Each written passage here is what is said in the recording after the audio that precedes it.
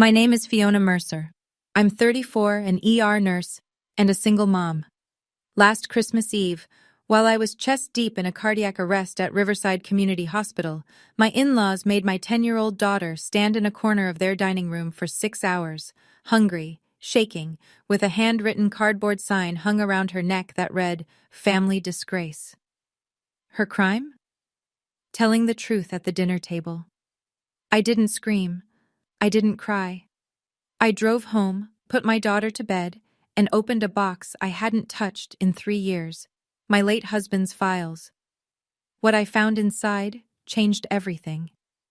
48 hours later, my phone wouldn't stop buzzing, not with apologies, with panic. Before I go on, if this story speaks to you, take a moment to like and subscribe, but only if you genuinely want to hear what happened next. And while you're here, drop a comment. Where are you listening from right now, and what time is it there? Now let me take you back to December 24th, the night the lights on our little Christmas tree were still blinking when I got the call from the hospital. I had set the table for two. That was something I'd started doing after Ryan died, making our little traditions feel intentional instead of lonely. Paper crackers from the dollar store, cranberry candles Lily picked out herself, a lasagna cooling on the counter because Lily once said turkey was boring, and I'd never argued with that logic. The tree was 5 feet tall, pre-lit, slightly crooked. Lily had wrapped every branch in silver tinsel until it looked like a disco ball having an identity crisis. I loved it. We were 15 minutes from sitting down when my phone rang.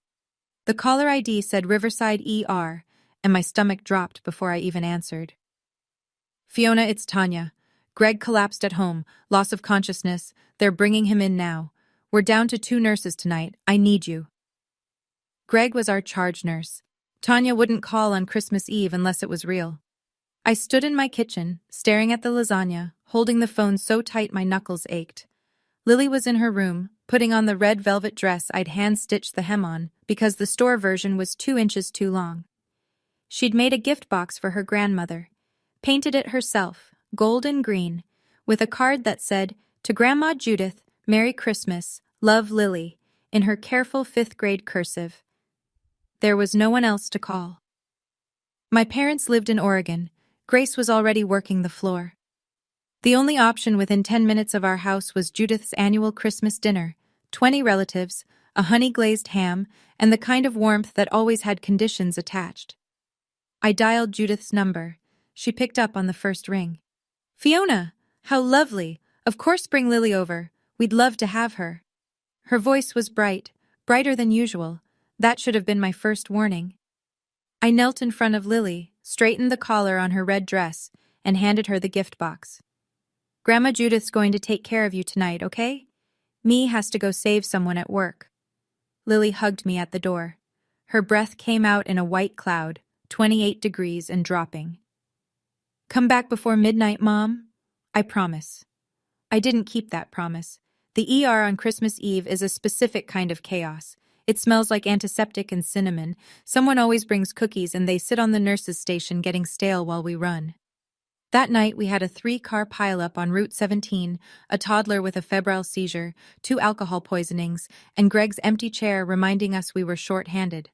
I moved on autopilot. Start the IV. Check the monitor.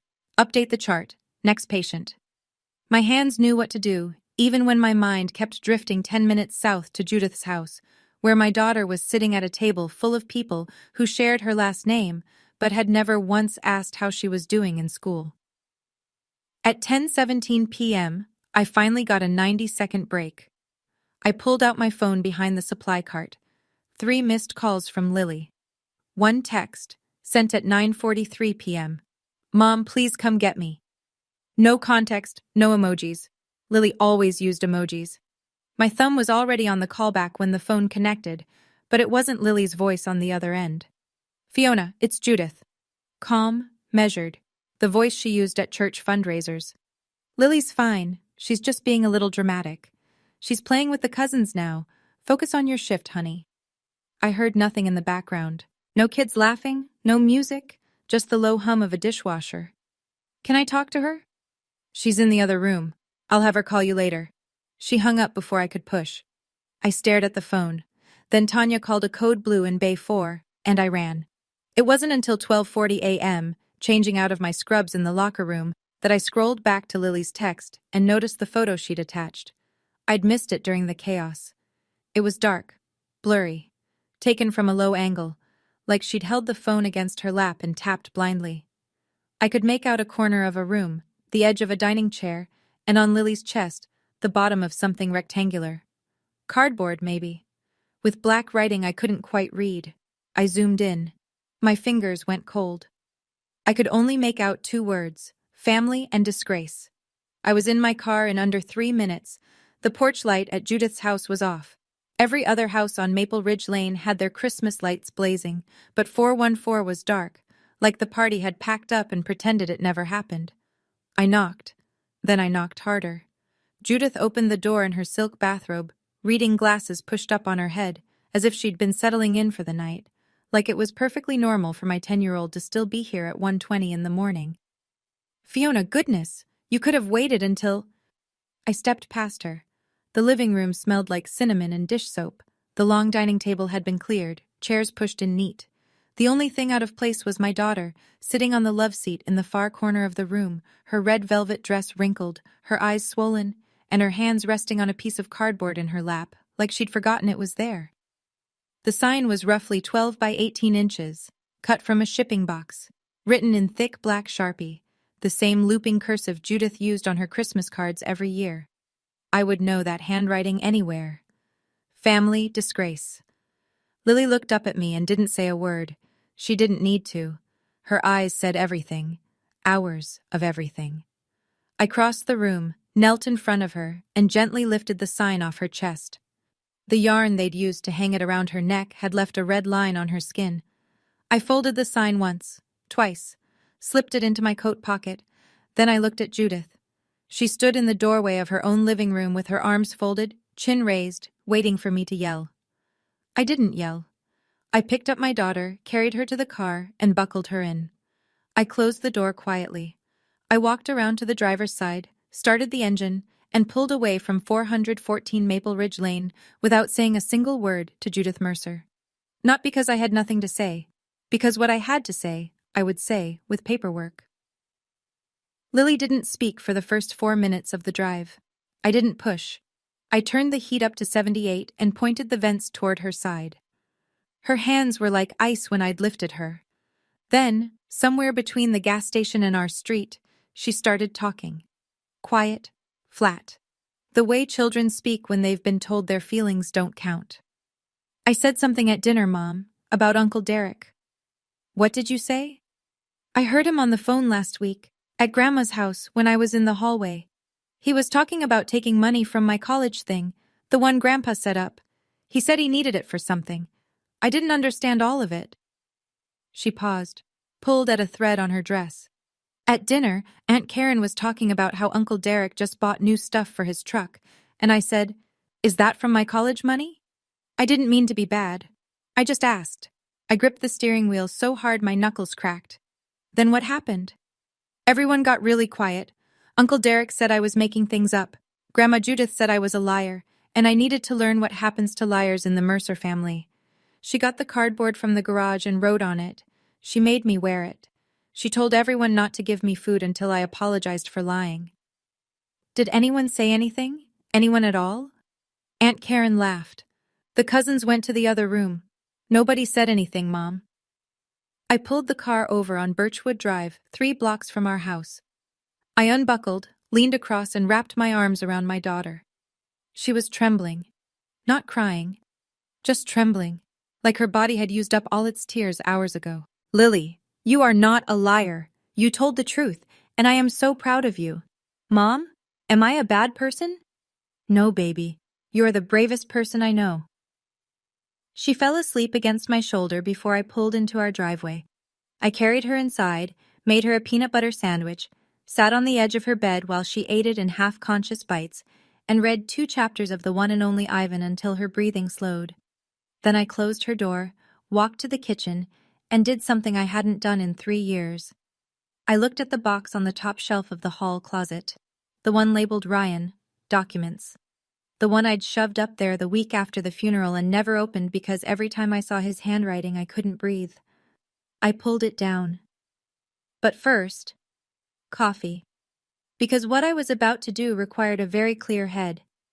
The box was a standard banker's box, white cardboard, Ryan's handwriting and blue ballpoint on the side. Inside, life insurance paperwork I'd already dealt with, our marriage certificate, Lily's birth certificate, a bundle of photos from our honeymoon in Shenandoah, and at the very bottom, a manila envelope sealed with clear packing tape. The envelope was heavier than I expected. I slid it open with a kitchen knife. Inside were 3 documents. The first was a certified copy of a quitclaim deed, dated April 14th, 4 months before Ryan's accident. It transferred full ownership of the property at 26 Birchwood Drive. Our house, the land, everything, from Ryan Mercer to Fiona Mercer, signed by Ryan, notarized, stamped by the clerk of the Circuit Court for Henley County, Virginia. The second was a printout from the county recorder's website confirming the deed had been filed and recorded. Official, legal, done. The third was a handwritten note on yellow legal paper, folded twice. Fiona, this house is yours and Lily's. I took care of it. Don't let anyone tell you otherwise. R. I read it 3 times. The handwriting blurred the 3rd time because my hands were shaking. Not from sadness, from something harder to name. Something between fury and relief, and the aching wish that he could have told me in person. For 3 years, I had lived in this house believing it sat on Mercer family land, that Judith could revoke our right to be here with a single phone call. That belief had kept me quiet through every passive-aggressive remark, every cold shoulder at family dinners, every time Judith reminded me that this property has been in the Mercer family for 2 generations. It was in the Mercer family. It was in my name. I opened my laptop, navigated to the Henley County Property Records portal, and typed in our address. The screen loaded. Owner of record, Fiona A. Mercer. I closed the laptop, picked up Ryan's note, held it against my chest for a long moment. Then I set it down, opened a fresh browser tab, and searched. Virginia property owner rights, occupant removal, 30-day notice. It was 3:47 a.m. on December 26th. My daughter was safe in her bed, and for the first time in 3 years, I knew exactly where I stood. On my own ground. The phone rang at 8:02 a.m. I was on my 2nd cup of coffee, sitting at the kitchen table with a legal pad full of notes, and Lily was still asleep. Caller ID, Judith Mercer. I let it ring 4 times. Then I picked up. Not because I wanted to talk, because I wanted to listen. Fiona. Her voice was warm, concerned, perfectly calibrated. The voice of a woman who had rehearsed her opening line. I was worried about you. You left so abruptly last night without even saying goodbye. That's not like you. I said nothing. Listen, I know the situation with Lily might have seemed harsh, but that child needs structure, Fiona. You coddle her. She made a very serious accusation at the dinner table, in front of the entire family, and she needed to understand that actions have consequences. I let the silence stretch. Judith filled it, as I knew she would. Derek already explained the account situation. He borrowed a small amount temporarily. He's going to pay it back. It's a family matter, Fiona. Lily had no business bringing it up in front of everyone. She embarrassed him. She embarrassed me. There it was. Not Lily was hurt, not I went too far. Lily embarrassed her. I hear you, Judith. Good. So we can move past this. And Fiona? Her voice dropped half a register, the way it always did when she reached for her leverage. I shouldn't have to say this, but you do live on Mercer property. It would be very unfortunate if this kind of drama made that arrangement complicated. I looked at the quitclaim deed on the table in front of me, at Ryan's handwriting, at the county recorder's stamp. I understand, Judith. Thank you for calling. I hung up. She would replay that conversation in her head later and think she'd won. She'd think the threat had landed, that I was, once again, the quiet daughter-in-law who knew her place. She had no idea I'd just recorded every word. Virginia is a one-party consent state. I saved the file, time-stamped it, and added it to a new folder on my desktop. I named the folder Red. Derek texted at 10:14 a.m. No greeting, no punctuation, Just venom. Who does your kid think she is? She eavesdrops on private conversations and then runs her mouth at Christmas dinner? You need to teach that girl her place. Fiona, I screenshotted it. Timestamp. Sender. Saved. A second message, 40 seconds later. If you make this into a thing, I will tell everyone about your mental breakdowns after Ryan died. Mom has it documented. Don't test me screenshot. Save. I didn't bother wondering whether Judith actually had any documentation. It didn't matter. What mattered was that Derek, in writing, had just confirmed two things. He was afraid of what Lily said, and his first instinct was to threaten. A third text. Without the Mercer family, you're just a night shift nurse with a kid who lies. Remember that screenshot? Save. I was halfway through organizing the folder when Grace called. Her voice had that tight, controlled quality she used when she was furious on someone else's behalf. Fiona, are you online? Have you seen Facebook? I hadn't. I opened it. Karen Mercer, Derek's wife, had posted 40 minutes ago in the Henley County Community Fellowship Group, 312 members. The post read, "Sad to share that our family gathering was disrupted this Christmas by a family member who chose to alienate a loving grandmother from her only grandchild. Please keep Judith in your prayers as she navigates this painful situation. Family should come first." 47 likes, 12 shares. A comment from someone named Brenda. "This is why family values are disappearing. Praying for Judith." I screenshotted the post, the comments, the share count, the timestamp. All of it went into the red folder. Grace said, "What are you going to do?" "Nothing, online." "And offline?" "I'm calling a lawyer."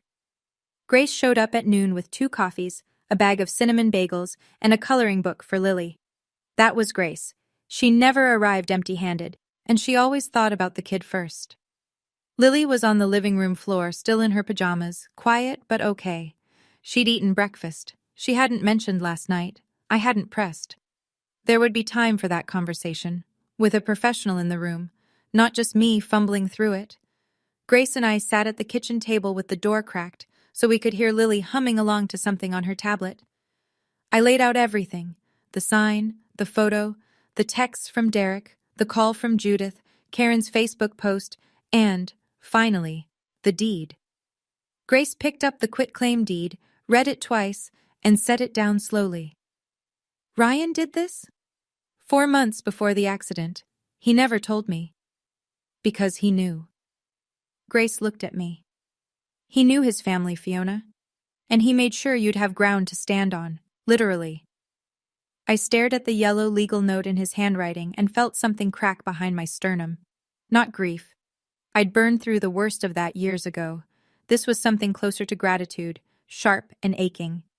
"You need Nathan Cordero," Grace said. "Real estate and trust law.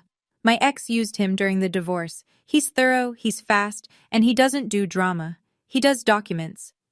"I don't want a war, Grace. I just want Lily safe." Grace reached across the table and put her hand on mine. "This isn't a war. This is protecting what's yours. Ryan already handed you the shield. You just have to pick it up." I called Nathan Cordero's office at 12:34 p.m. His assistant said he could see me the next afternoon, December 27th, 2 p.m.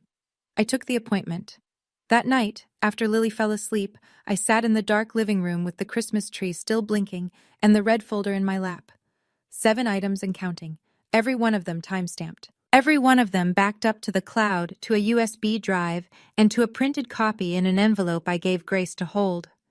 I didn't know yet what Nathan Cordero would find when he looked deeper into the Mercer family's finances, but I had a feeling that what Lily overheard was only the beginning. To understand why I stayed quiet for 3 years, you need to understand the Mercer family.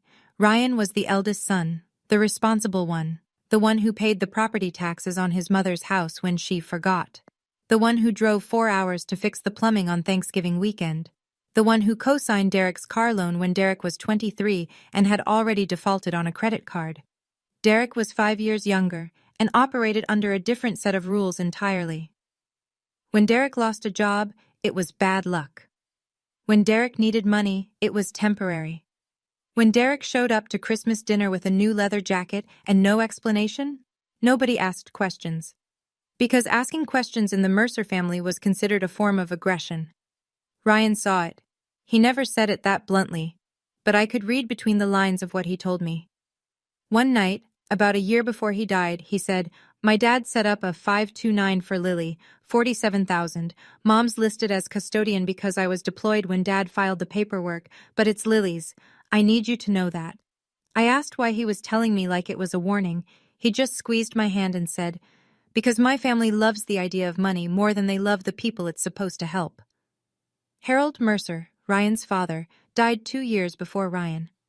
After Harold's passing, Judith became the gravitational center of the family, and her gravity had a preference. Derek was the moon she pulled closest. I was the comet she tolerated for orbit, useful, distant, and expected to burn out quietly. When Ryan died, the first thing Judith asked me, not at the funeral, at the hospital, while I was still wearing the clothes I'd slept in for 2 days, was, "What's happening with the life insurance?" Not "how are you?" Not "how's Lily?" The life insurance. I used that money to pay Ryan's medical debt and keep Lily and me afloat. Judith suggested I share a portion with Derek, who was struggling. I said no. It was the only time I'd ever refused her directly, and she never forgot it. From that point on, the temperature dropped. Gradually, then all at once.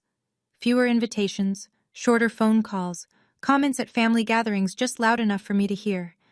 "Lily's getting so quiet. I wonder where she gets that from." And always underneath everything, the reminder, "You're living on Mercerland, Fiona. Don't forget who made that possible." I didn't forget. I just didn't know yet that it wasn't true. Nathan Cordero's office was on the second floor of a converted brick building on Main Street, above a bakery. The whole stairwell smelled like sourdough. It was the kind of detail my brain grabbed onto because the rest of me was running on 4 hours of sleep and an anxiety level I was managing through sheer professional discipline. He was mid-40s, neat desk, no family photos, just diplomas, and a Virginia state flag in the corner. He shook my hand, gestured to the chair, and said, "Tell me everything. Start with the property." I set the red folder on his desk and opened it like a patient chart. Deed first. Nathan examined the quitclaim deed for 2 minutes without speaking. He checked the notary seal, the recording stamp, the grantor and grantee lines. Then he pulled up the Henley County property records on his own screen, typed in the address, and turned the monitor toward me. "Ms. Mercer, this deed is valid and properly recorded. You are the sole legal owner of 26 Birchwood Drive and the 0.8-acre parcel it sits on. There is no encumbrance, no lien, and no co-owner." I exhaled. I hadn't realized I'd been holding my breath. "Now," he said, "tell me about the 529. I told him what I knew. Harold Mercer set it up for Lily, $47,000. Judith listed as custodian. Ryan believed the money was untouched. Lily overheard Derek talking about withdrawals.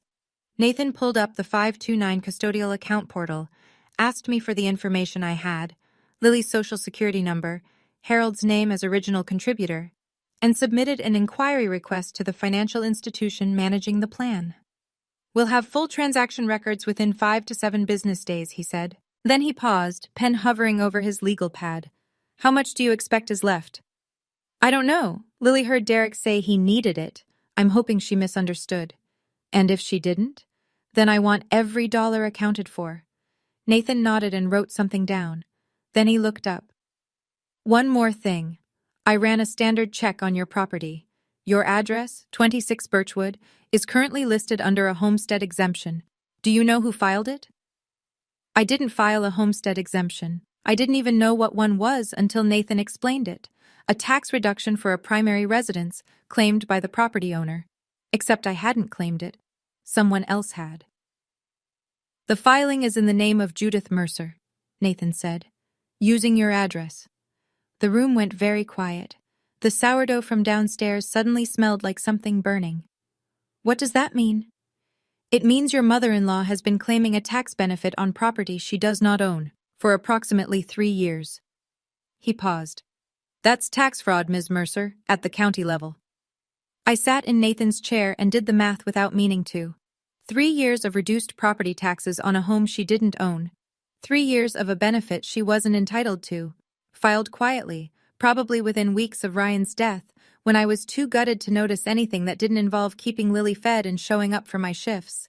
She hadn't just controlled me with the threat of taking the house away. She'd been profiting from the house, my house. "How much are we talking about?" I asked. Nathan pulled up the county assessor's website. Henley County's homestead exemption reduces annual property tax by roughly $2,800. Over 3 years, that's approximately $8,400 in back taxes owed, plus penalties, usually 25%. So we're looking at around $10,500 that Judith Mercer owes the county. He let that number sit. "Ms. Mercer, I want to be clear about your options." He ticked them off on his fingers, the way I'd seen surgeons count instruments. 1. You can send a 30-day notice to anyone occupying your property without authorization. That includes Derek's workshop on your land. 2. You can file a report with the county assessor regarding the fraudulent homestead exemption. 3. Depending on what the 529 records show, you can pursue civil action for the misappropriated education funds. Each of these is independent. You can do 1, 2, or all 3. I looked at the folder on his desk, the sign, the texts, the deed, the voicemail. "All 3, I said.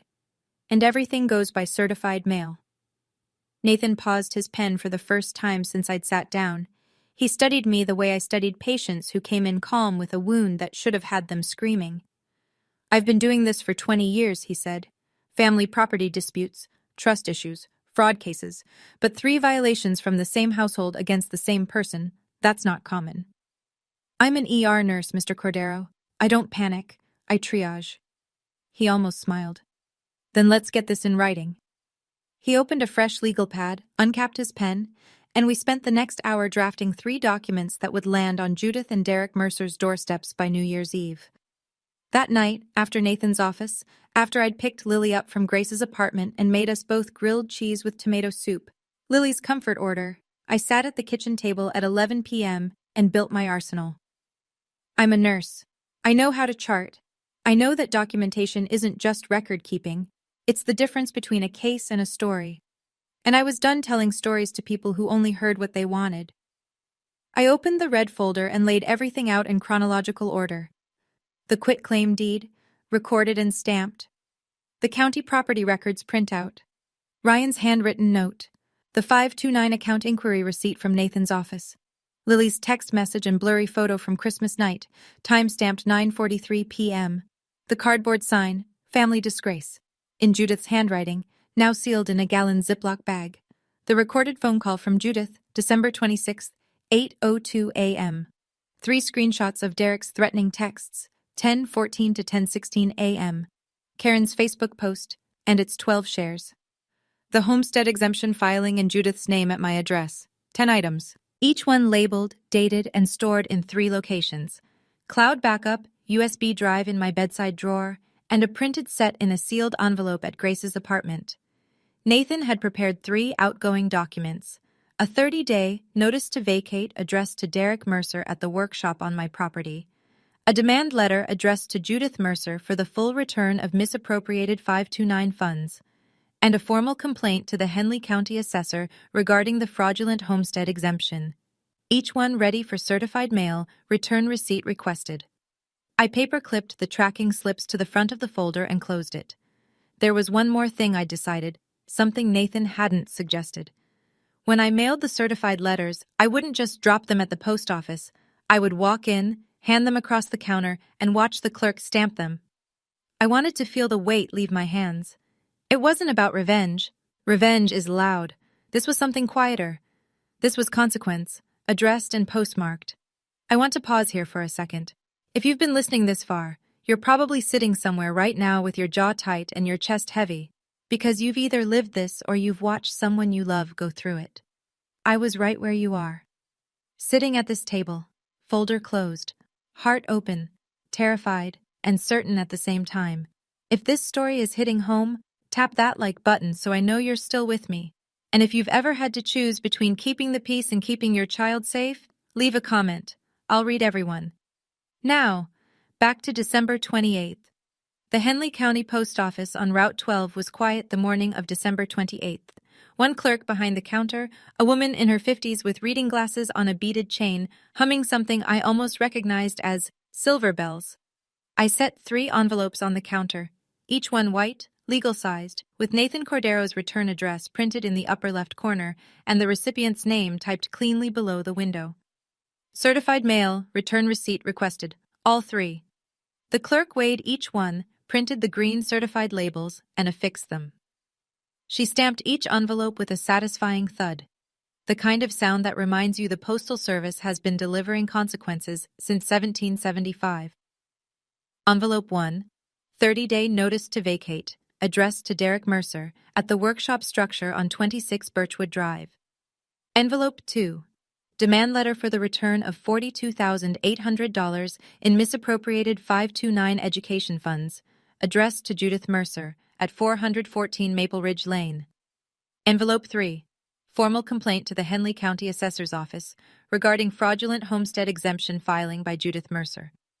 I paid $23.70 in postage. The clerk handed me 3 tracking receipts. I photographed each one, texted the tracking numbers to Nathan, and slid the receipts into the red folder. 3 envelopes, combined weight, less than 2 ounces each. But when they arrived, and they would arrive, because certified mail always does, they would carry the weight of every night I'd bitten my tongue at Judith's table, every time Derek had smirked at me across the room, every whispered, "Remember whose land you're on." I walked back to my car in the cold December air. My breath came out in clouds. The sky was that flat Virginia gray that means more cold is coming. I checked the USPS tracking app before I started the engine. Estimated delivery? December 30 to 31, right around New Year's Eve. There was something poetic about that. A year ending, a silence breaking, and 3 envelopes making their way through the system, unstoppable and indifferent, the way consequences ought to be. The property dispute was one thing, the money was another. But there was a layer underneath all of it that I couldn't address with certified mail. The fact that my daughter had been emotionally abused by a family member in a room full of adults who did nothing. I am a registered nurse. In the state of Virginia, I am a mandated reporter. That means if I have reasonable cause to suspect a child has been abused or neglected, I am legally required to report it. There is no exception for family. There is no exception for Christmas. On the afternoon of December 28th, after I dropped the envelopes at the post office, I called the Henley County Department of Social Services Child Protective Services hotline from my parked car. I gave them my name, my credentials, and a clear, factual account of what happened on December 25th. A 10-year-old child was publicly humiliated, forced to wear a degrading sign, denied food for approximately 6 hours, and isolated from other children as punishment for speaking the truth. I provided Lily's time-stamped photo from 9:43 p.m. I provided the physical sign, now preserved. I provided Judith's name, Derek's name, and the address where the incident occurred. The intake worker assigned a case number. A caseworker would contact me within 48 hours to schedule a child interview, with my consent, in an environment where Lily felt safe. I also called Lily's pediatrician that afternoon and got a referral for Dr. Amara Singh, a licensed child psychologist who specialized in family-related emotional trauma. First available appointment, January 3rd. I took it. I reported hundreds of suspected abuse cases during my career. I've called the hotline from curtained ER bays at 2 in the morning, whispering so the parent in the waiting room wouldn't hear. It never gets easier. But this time was different. This time, I wasn't calling about a stranger's child. I was calling about mine, and my hand didn't shake once. That evening I did something radical. I put the folder away. Not forever, just for the night.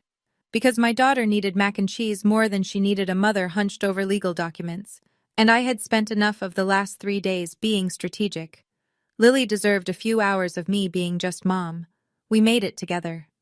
She stirred the cheese sauce while I boiled the noodles, and she told me about a book she was reading, The One and Only Ivan, about a gorilla in a mall who finds a way to change his life through a drawing. She talked about it the way she talked about everything she loved. Fast, with her whole body, hands gesturing, eyes wide, completely alive. Mom, Ivan doesn't yell at anyone. He just draws the truth and people finally see it. I almost dropped the colander. We ate on the couch with the Christmas tree still plugged in. I hadn't taken down the decorations, Normally I would have by now, but something about those little blinking lights felt necessary. Like the house needed to remember that Christmas had started out okay, even if it ended somewhere terrible. Lily leaned into me, her plate balanced on her knees, and said, "Can we just stay like this?" "Like what?" "Just us, in our house, with the lights on." "Yeah, Lily, we can stay exactly like this." She fell asleep against my arm around 8:30. I carried her to bed, pulled the quilt up to her chin, and kissed her forehead. She smelled like cheese and shampoo, and 10 years of the best thing I'd ever done. I stood in the hallway outside her room for a moment, listening to her breathe. Then my phone buzzed. USPS tracking update. Envelope 1. Status, out for delivery. Estimated arrival, December 30th. Tomorrow. I turned off the hallway light, walked back to the kitchen, and let the silence settle around me like armor. Nathan called at 9:15 the next morning, December 29th. His voice had the same measured tone it always did, but I was starting to learn the difference between his confirming information voice and his "you need to hear this" voice. This was the second one. "Miss Mercer, 2 updates. First, the county assessor's office has received your complaint. They've opened a review. Standard timeline is 10 business days for the initial assessment. If they confirm the homestead exemption was filed fraudulently, Judith will receive a notice of back taxes owed plus a 25% penalty, payment due within 90 days of the notice." I wrote the dates in the margin of my legal pad. 10 business days from December 28th, put the assessment around January 13th. Second, I've submitted the records request for the 529 custodial account. The financial institution confirmed receipt and will release full transaction history within 5 to 7 business days. Once we have that, we'll know exactly how much was withdrawn, when, and to what account. And if it's what we think it is? Then you have 2 options. A demand letter for voluntary repayment, which we've already sent. If they don't comply within 30 days, I file a civil action in Henley County General District Court. Given the amount, over $40,000, this goes beyond small claims. We'd be looking at a hearing, possibly a default judgment if they don't respond. How long would that take? If they don't contest, 6 to 8 weeks from filing to judgment. I did the math. Demand letter sent December 28th. 30-day deadline, January 27th. If no payment, Nathan files late January. Judgment by mid-March. Do it, I said. And Nathan, if they call your office trying to negotiate before the 30 days are up? I'll listen, but I don't negotiate without documentation of ability to pay and a signed repayment agreement. I'm not in the business of handshakes. Neither am I. Not anymore. I hung up, checked the USPS tracker one more time. Envelope 2 now showed in transit to destination, and circled January 27th on the kitchen calendar in red. 30 days. The clock was running. December 30th, 11:47 a.m., USPS, tracking updated. Envelope 2. Delivered. Signed by J. Mercer. I stared at the screen for exactly 4 seconds. Then I set the phone down, face up on the kitchen table, and waited. 43 minutes. That's how long it took. The first call came at 12:30 p.m. I didn't answer. Judith's voice on the voicemail was something I'd never heard before. Shrill, fraying at the edges, like someone who'd just discovered that the ground they'd been standing on belonged to someone else. "Fiona, what is this? You sent me a demand letter? Through a lawyer? Over some misunderstanding about Lily's account? Call me back, right now." Voicemail. 2:12:38 p.m. Louder. Less polished. "I am your mother-in-law. I raised the man you married, and you send me legal paperwork the week after Christmas? Do you have any idea how this looks?" Voicemail 3:12:51 p.m. And this was the one I saved twice, on my phone and on the cloud, because Judith Mercer, the woman who had spent 3 years telling me that my daughter was a liar, said the following. Derek used that money to pay off his debts. I authorized it because he was in trouble, and that's what family does. I was going to put it back. It was a loan, Fiona. You're making this into something it isn't. I played it back. I authorized it. Not Derek acted alone. Not there's been a mistake. I authorized it. The woman who had forced my child to wear a sign that said, "Family Disgrace," for telling the truth about stolen money had just admitted, on a recorded voicemail, that she knew about the stolen money all along. I timestamped the voicemail. I added it to the red folder. And I did not call her back. Some evidence you have to chase. Some evidence just panics and runs straight to your phone. New Year's Eve, the kind of cold that makes the mailbox latch stick. USPS tracking, 10:22 a.m. Envelope 1, delivered. Signed by D. Mercer. Derek didn't call.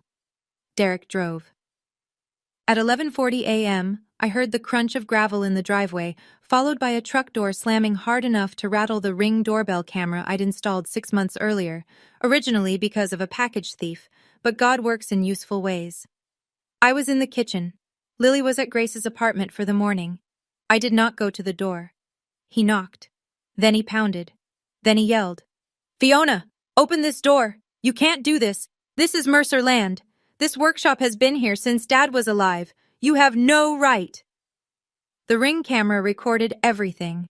I watched on my phone from 10 feet away, Derek, red-faced, pacing the porch, the certified letter crumpled in his fist. I called Henley County Non-Emergency Dispatch. "My name is Fiona Mercer, 26 Birchwood Drive. There's a man on my property who's been served a 30-day vacate notice and is now banging on my door and yelling. I'd like an officer to come ask him to leave." The deputy arrived in 12 minutes. I watched through the window as Derek went from screaming to sputtering to silent in the span of a single conversation with a uniformed officer. The deputy examined the notice, checked my ID, confirmed the property records on his in-car system, and told Derek to leave the premises. Derek jabbed a finger toward the house, toward me, and said something I couldn't hear from inside. The deputy wrote something in his notepad and repeated calmly that it was time to go. Derek left. I requested a copy of the incident report, case number 2024-1231-0087. Date, December 31st.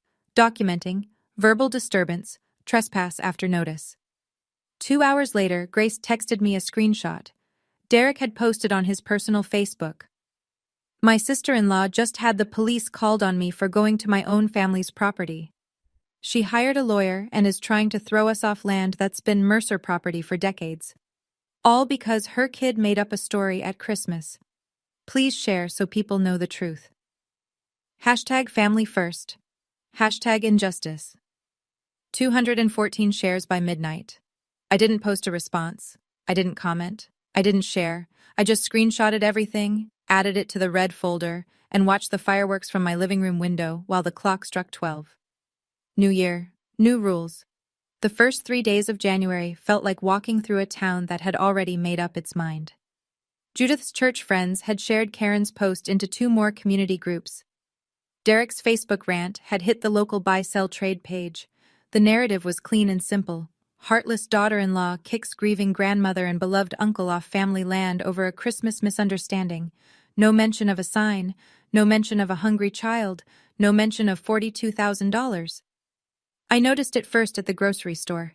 Mrs. Liu from the PTA avoided eye contact at the deli counter. Then at work, a nurse from the day shift I barely knew said, "I heard things are rough with your in-laws. I'm sorry." The pity in her voice told me she'd only heard one version. The texts from extended Mercer relatives came in waves. Ryan's aunt. "Judith is devastated. She's barely eating. Is this really necessary?" Ryan's cousin. "You should think about what Ryan would want. He wouldn't want the family torn apart." A number I didn't recognize. "Shame on you for keeping a grandmother from her grandchild." I read everyone, responded to none. Then, on January 2nd, as I was pulling into my driveway after a 12-hour shift, I saw Mrs. Patterson standing at her mailbox next door. She was 70-something, widowed, the kind of neighbor who noticed everything but said very little. She'd lived on Birchwood Drive longer than anyone. She looked at me differently than the others, not with pity or judgment, more like recognition. "Fiona," she said, just that. Then, "I saw something on Christmas night, at Judith's house. I should have done something then, and I didn't. But if anyone ever asks me, I'll tell them exactly what I saw." She turned and walked back inside before I could respond. I sat in my car for a full minute, engine off, staring at her closed door. Then I added her name to the red folder's contact list, not as a weapon, but as a witness. There's a difference. The town had heard one story, Mrs. Patterson had seen another, and the system, slow, methodical, indifferent to Facebook shares, was still turning. January 2nd, 3 p.m., the CPS caseworker arrived at my home. Her name was Ms. Tate, mid-30s, calm presence, the kind of person who listened with her whole posture. She asked if she could speak with Lily in the living room while I sat in the kitchen. I agreed. Dr. Singh had already met with Lily the day before and said she was processing well, but I'd prepped Lily simply. A nice lady is going to ask you about Christmas night.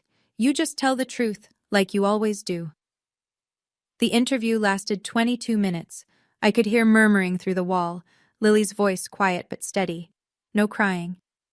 When Ms. Tate came out, she sat across from me at the kitchen table and spoke in the neutral, careful language of someone documenting facts. Your daughter's account is consistent and detailed. She described the sign, the food restriction, the duration, and the family members present.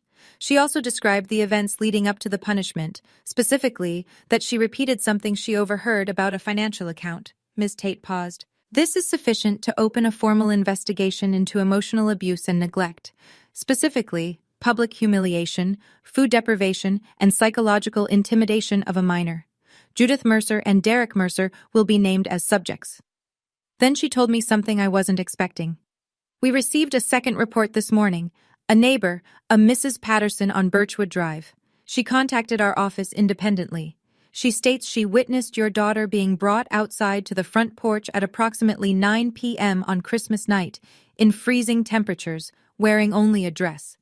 She heard an adult female voice. She identified it as Mrs. Judith Mercer, shouting at the child, and she provided a cell phone video. Ms. Tate let that sit. The video is 23 seconds. It was taken through Mrs. Patterson's kitchen window from across the yard. It does not clearly show the child's face, which protects her privacy. But it does capture the voice, the timestamp, 9:07 p.m. on December 25th, and the approximate conditions. I pressed my palms flat on the table. 23 seconds of footage I didn't know existed, from a witness I hadn't asked, corroborating everything my daughter said. Judith had spent a week telling anyone who would listen that Lily was a liar, that I was unstable, that this was a misunderstanding. 23 seconds doesn't misunderstand anything. Ms. Tate explained the next steps. The investigation would include attempted interviews with Judith and Derek, a review of the evidence, and a determination within 30 days. During that period, the subjects would be advised that unsupervised contact with Lily was not recommended. I walked Ms. Tate to the door. She shook my hand and said, "Your daughter is articulate and brave. You should know that." "She gets it from her father," I said. And meant it. I need to stop here for a moment. Because when Ms. Tate told me about Mrs. Patterson's video, I sat in my kitchen and stared at the wall for a long time. Not because I was surprised someone saw, but because I was gutted that someone saw, and almost didn't speak up. Mrs. Patterson did, though. Late, but she did. And it mattered. If you're still here, subscribe, not for me, for the part of the story that's coming. Because what happens next is the part where the certified letters start doing their job, and the people who thought they were untouchable find out they're not. Stay with me. January 15th, a Tuesday. I was between patients at the hospital, charting in the break room, cold coffee, fluorescent lights, when Nathan called. County assessor completed their review. The homestead exemption filed by Judith Mercer on your property has been determined to be fraudulent. She had no ownership interest in 26 Birchwood Drive at any point during the filing period. I put my pen down. Effective today, the county is issuing a notice to Judith Mercer for back taxes totaling approximately $8,400, plus a 25% civil penalty of $2,100. Total due, $10,500. Payment deadline, 90 days. I didn't say anything for a moment. Nathan waited. He was good at that. She's going to say she didn't know. She signed the form, Ms. Mercer. Annually, for 3 years. The assessor's office has her signature on file. 3 signatures. 3 years of claiming a tax break on a home she didn't own, a home she used as a leash to keep me compliant. Every time she'd said, "Remember whose property you're on," she'd been collecting a discount on it. Nathan continued. The notice will be mailed to her address at 414 Maple Ridge Lane. Sincerely doubt she'll be in a festive mood when it arrives. He was right. Judith called my phone 4 times that evening. I didn't answer any of them. The voicemails were a study in deterioration, the first one indignant. "This is your doing, Fiona." The second one bargaining. "We can work this out if you just drop the complaint."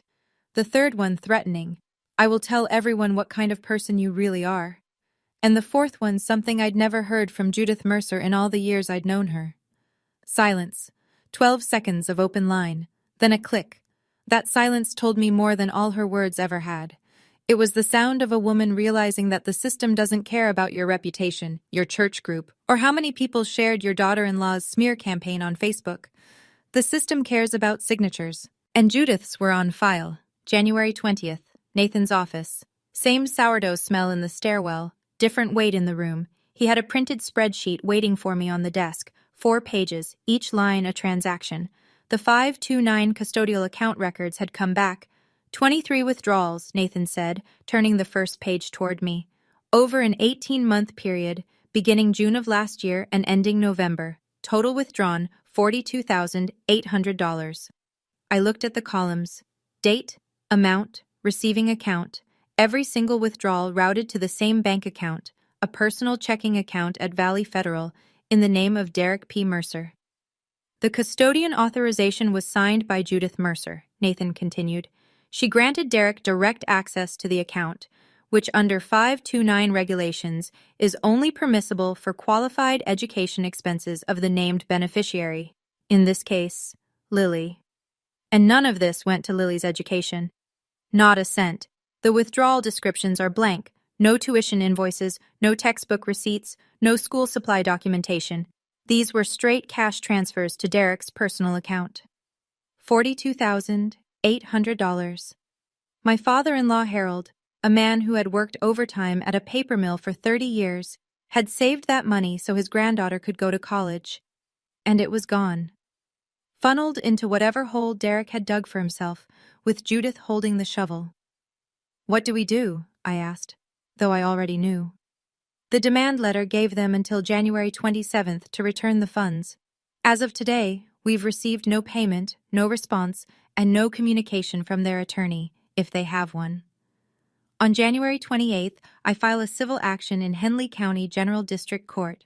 Complaint for conversion and breach of fiduciary duty.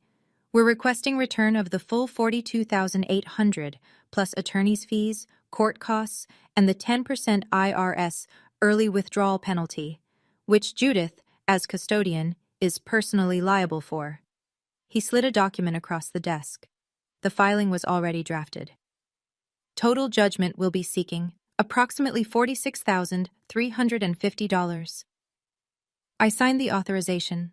January 27th came and went. Not a dollar arrived, not a phone call to Nathan's office, nothing. On the morning of January 28th, Nathan filed the complaint. The court doesn't shout. It stamps, it files, it dates, and then it sends a man to your door.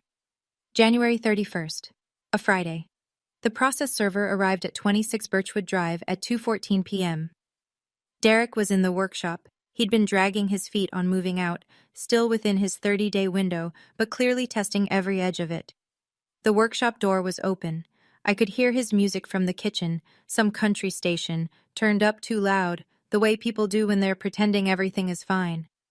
The process server was a compact man in a gray jacket, entirely unremarkable, carrying a manila envelope that was about to rearrange Derek Mercer's year. He walked across the gravel, knocked on the workshop door frame, and said Derek's full name. I watched from the kitchen window. I'm not proud of how closely I watched, but I'm not sorry either. Derek stepped out, wiping his hands on a rag. He looked at the envelope. He looked at the process server. His face cycled through confusion, irritation, and then something deeper, recognition. The recognition of a man who had been expecting this moment on some level, but had convinced himself it wouldn't actually come. What is this? Civil summons, Henley County General District Court. You've been named as co-defendant in a complaint for conversion and breach of fiduciary duty. You've been served, sir. Derek didn't take the envelope. The server placed it on the workbench, noted the refusal on his form, and walked back to his car. Under Virginia law, the service was valid. Mrs. Patterson was at her mailbox. She saw the whole thing. She didn't wave at Derek. She didn't look away either. She just stood there, holding her mail, bearing witness the way good neighbors eventually do. Derek called Judith. I know this because within 20 minutes, Judith's silver Buick pulled up to the edge of my driveway and stopped, because the gate was closed. I had installed a simple latch gate across the driveway entrance the week before. Nothing dramatic, just a metal gate with a padlock that said, clearly and legally, "This is private property, and you need permission to enter." Judith stood outside that gate for 4 minutes. I timed it. She gripped the metal rail with both hands. She looked at the house, my house, with an expression I had never seen on her face. Not anger, not indignation, fear. She got back in her car and drove away without a word. I closed the kitchen curtain, sat down at the table, and exhaled for what felt like the first time in 5 weeks. January 30th was the deadline, 30 days from the notice to vacate. Derek's lawyer, a bargain rate attorney Judith apparently found through a church contact, had advised him in writing to comply. I knew this because Nathan received a copy of the council's letter, which essentially said, "My client acknowledges the property owner's legal right to possession and will vacate the workshop premises by the stated date." The tone was stiff, the letterhead was generic, and between every line I could read the subtext. We have no case, and we know it. Derek showed up at 8 a.m. with a rented U-Haul trailer and the kind of furious silence that men default to when they've lost control of a situation they never actually controlled. He loaded tools, scrap wood, a workbench, 2 space heaters, and what looked like several months' worth of energy drink cans. He did not knock on my door. He did not make eye contact with the Ring doorbell camera, though it captured every trip between the workshop and the trailer in crisp 1080p. Grace came over at 10. She brought coffee and stood next to me on the front porch, not to gloat, just to be there. That was Grace's whole philosophy. You don't have to do hard things alone. At 12:17 p.m., Derek closed the trailer hatch. He walked to his truck, opened the door, then turned and looked at the house one more time. "You're going to regret this, Fiona," he said. Not shouting, his voice was flat, tired. "You have no family now." Grace, still holding her coffee, tilted her head. "You forgot the trash bags in the corner. Want me to toss them, or should I bill you for disposal?" Derek slammed the truck door and pulled out. I walked into the empty workshop. It smelled like motor oil and sawdust. There was damage, a hole punched in the drywall, a cracked window pane. I photographed everything, dated it, and sent it to Nathan. If needed, it would become part of the property damage claim. I locked the workshop door with a new padlock, stood there in the cold, keys in my hand, and looked around at the 0.8 acres that Ryan had quietly, carefully deeded to me before he ran out of time. Ours. Fully, finally, unchallengeably ours. In the weeks that followed, the consequences arrived the way consequences usually do, not all at once, but in a steady, documentable sequence that made the Facebook narrative very difficult to sustain. Judith's homestead exemption fraud resulted in a county bill of $10,500. She had 90 days to pay. She did not have $10,500.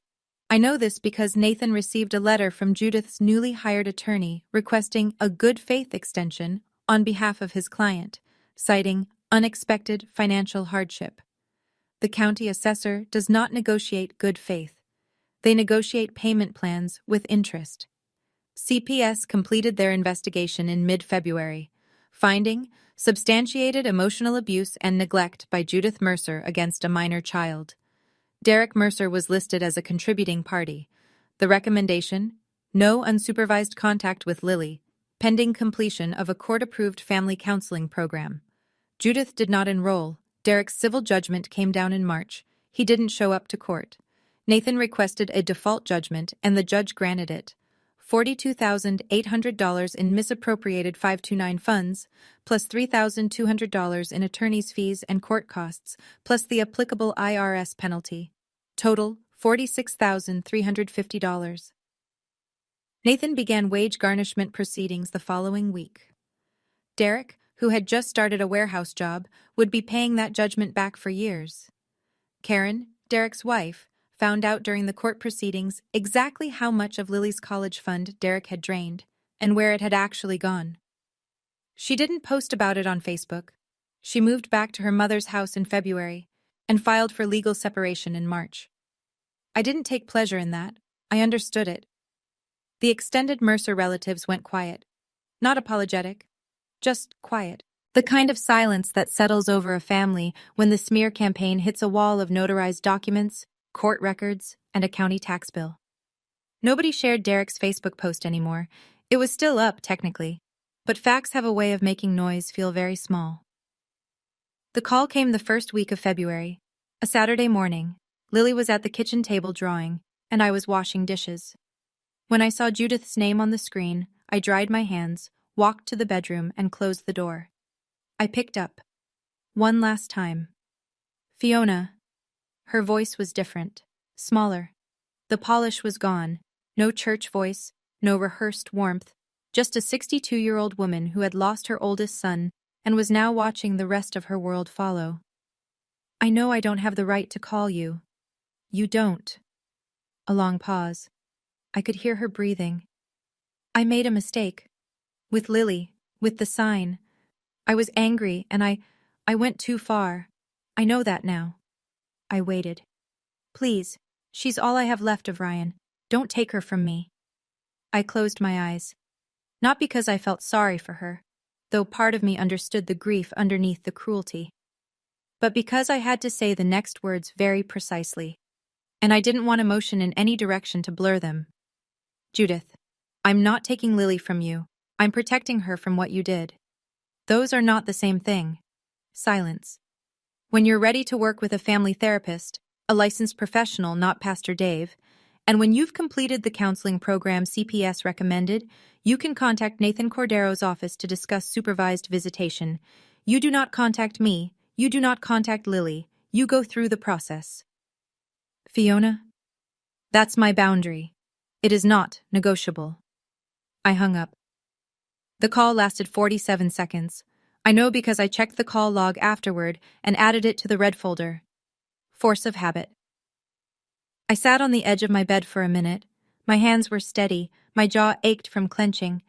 The house was quiet except for Lily humming in the kitchen, something from a cartoon, I think, slightly off-key and entirely perfect. Family is not a sign around a child's neck. Family is the person who takes it off. In March, I opened a new 529 account. Same state plan, same goal, different custodian. Me. I transferred the remaining $4,200 from the original account, what was left of Harold's $47,000, into the new one. It wasn't much. It was a fraction of what Lily was supposed to have, but it was clean, and it was protected, and no one had access to it except me and the financial institution. Nathan set up the wage garnishment order on Derek's paycheck. The math was simple and relentless. A percentage of every check, automatically deducted, routed to a recovery account tied to the judgment. Derek would be paying back what he stole for a long time. The court didn't ask whether he was comfortable with that. Courts don't. I also met with a financial advisor through the hospital's employee assistance program, free for staff, something I'd never used because I'd never had the headspace. She helped me set up an automatic monthly contribution to Lily's new 529, $150 a month. Small, but consistent. At 7% average growth, compounded over 8 years, Lily would have a meaningful start when she turned 18. It won't be $47,000 by then, the advisor said. It doesn't have to be, it just has to be hers. That same week, I went back to Ryan's box one more time. Not for documents, for the letter at the very bottom, the one I'd noticed on December 26th, but hadn't been ready to open. It was sealed, with Lily, 18th birthday, written on the front in Ryan's blocky print. I broke my own rule. I opened it. And I read it standing in the hallway, one hand on the wall, because the floor felt unsteady. Lilybug. If you're reading this, you're 18, and I probably owe you an explanation for a lot of things. But here's the one that matters. You are worth every good thing this world has to offer. Don't let anyone tell you that you don't deserve a seat at the table. Your mom and I made sure you'd always have a place. Trust her. She's the toughest person I've ever met, and she doesn't even know it. I love you past the moon. Dad. I refolded the letter, slid it back into the envelope, and placed it in the box next to the deed. For the first time in 3 years, I cried. Not the drowning kind, the kind that washes something clean. April arrived the way it does in Virginia, slowly, then all at once. One morning, the dogwood outside our kitchen window was bare sticks. The next, it was covered in white blossoms that made Lily press her face to the glass and say, "It looks like it snowed flowers, Mom." I finally took down the Christmas lights on the first Saturday of the month. Lily helped, standing on a step stool, carefully unwinding each strand. She asked if we could leave one string up year-round, just the little ones, by the front door. I said yes. Some lights are worth keeping. She was seeing Dr. Singh every 2 weeks now. The therapist told me Lily was processing with remarkable resilience, which in plain language meant my daughter was tougher than anyone had given her credit for. She'd started a journal, not because anyone told her to, but because she wanted to. She said writing things down helped her put them somewhere that isn't my chest. At school, she'd joined the 5th grade book club. Her first recommendation to the group was the one and only Ivan. Her teacher emailed me. Lily presented the book to the class today with a confidence I haven't seen from her before. She said it's about telling the truth even when it's hard. She's becoming a real voice in this classroom. The workshop, Derek's workshop, I spent a weekend cleaning it out. Grace helped. We patched the drywall, replaced the cracked window, swept the sawdust. Lily stood in the doorway when we were done and looked around. "Can this be my art room?" We painted it together the following weekend. Pale blue walls, because Lily said blue was the color of thinking. I hung a pegboard for her supplies and put a desk by the window where the light was best. Grace came for dinner every Thursday. She'd bring dessert. Lily would set the table. The 3 of us would sit in the kitchen, eating and talking about nothing in particular. School, patience, whatever Grace was watching on TV, and every time I'd look around the table and think, this is what safe looks like. Not loud, not perfect, not a performance for anyone else. Just 3 people in a house that had their name on it, with the doors locked and the lights on. Saturday morning, May. The kitchen smelled like butter and maple syrup because Lily had decided she was old enough to flip pancakes by herself, and she was mostly right. Only one landed on the stovetop. We sat at the table by the window. Sun came through the glass in warm slats across the wood. The dogwood was in full bloom. Lily was barefoot, hair still messy from sleep, drawing on a paper napkin between bites. I watched her work, tongue slightly out, brow furrowed, the same face Ryan used to make when he was concentrating. She drew a house. Simple. Rectangle, triangle roof, a door with a round knob. 2 stick figures out front, one tall, one small. A tree beside them with pink circles for blossoms. Across the bottom, in careful block letters, "Our house." She slid it across the table. "For you." I picked it up, looked at the 2 figures, at the tree, at the 2 words that said more than any legal filing, any court judgment, any voicemail saved in a red folder on a shelf. "I love it," I said. "I know exactly where this goes." That afternoon, I opened Ryan's box one more time. I placed Lily's napkin drawing inside, next to the deed, next to his letter, next to the yellow legal note that started everything. The box wasn't heavy anymore. It wasn't something I avoided on the top shelf of the closet. It was proof, not of what we'd lost, but of what we'd walked through. Judith never called Nathan's office. Maybe she would someday. Maybe she'd do the work, and maybe there'd be a supervised visit at a therapist's office, and maybe Lily would decide what she wanted that relationship to look like. That was Lily's choice to make, when she was ready. Not mine, not Judith's, not Derek's. The red folder sat on the bookshelf in the living room, closed. I didn't hide it. I didn't display it. It was just there, the way a fire extinguisher is there. You hope you never need it again, but you keep it where you can reach it. I took a bite of pancake. Lily was already drawing something new, this time a gorilla with kind eyes, surrounded by other animals, all of them free. The lights by the front door blinked once, then held steady. We were home. Thank you for staying until the end. This story is fiction, but the feeling of being betrayed by the people who were supposed to protect you, that's as real as it gets. If you're out there right now, setting a boundary for the first time, or thinking about opening a box you've been avoiding, or just trying to keep your kids safe in a world that doesn't always help, I see you. You're not alone. Like this video if it meant something. Subscribe if you want more. And check the description below. There's another story waiting for you. Also about a mother. Also about a piece of paper that changed everything. I'll see you there.